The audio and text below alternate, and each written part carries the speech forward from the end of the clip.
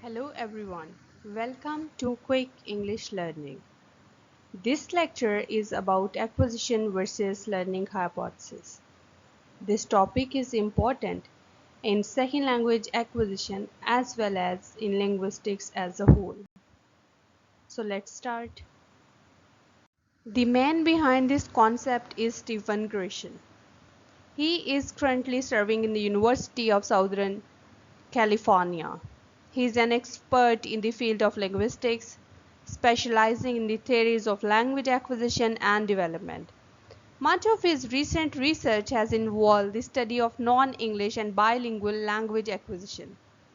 Since 1980, he had published well over 100 books and articles and has been invited to deliver over 300 lectures at universities throughout the United States and Canada. Gresham's theory of second language acquisition consists of five main hypotheses: the acquisition learning hypothesis, the monitor hypothesis, the input hypothesis, the effective filter hypothesis, and the natural order hypothesis. Based on these theories, Gresham developed natural approach of teaching second language. Gresham presented acquisition and learning as his first hypothesis. Acquisition is further presented as acquisition-focused approach sees communicative competence progressing through three stages. First is oral comprehension, second is early speech production, and third is speech activities, all fostering natural language acquisition as much as a child would learn his or her native language. Following an initial period, which is also called silent period, comprehension should precede production in speech, as the later part should be allowed to emerge in natural stages of progression. The acquisition-learning distinction is the most fundamental of five hypotheses in Gresham's theory. It is the most widely known among linguists and language teachers.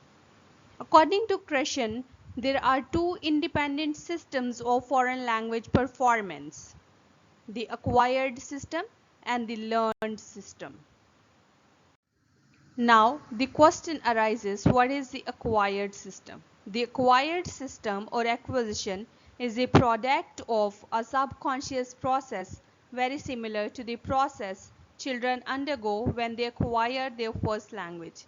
It requires meaningful interaction in the target language, natural communication in which speakers are concentrated not in the forms of their utterances but the communicative act. The other question comes in mind by Gresham's theory is what is the learned system? The learned system or learning is the product of formal interaction and it comprises of conscious process which results in conscious knowledge about the language. For example, knowledge of grammar rules. A deductive approach in a teacher-centered setting produces learning, while an interactive approach in a student-centered setting leads to acquisition. Here is the contrast drawn in acquisition and learning. Because these are two independent systems of second language performance, the acquired system and the learned system. In acquisition, it is a product of subconscious processes very similar to the process children undergo when they acquire their first language.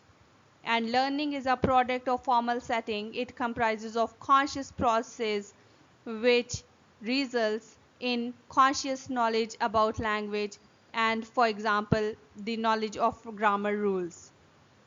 In acquisition, the learner needs natural communication in the target language and informal situations, and it depends on attitude.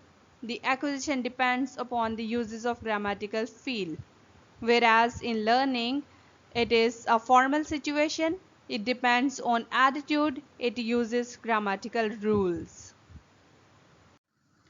These are the final remarks of Christian for the theory of second language acquisition, that adults should pick up language rather than studying it, learning use of s and es in third person in indefinite tense.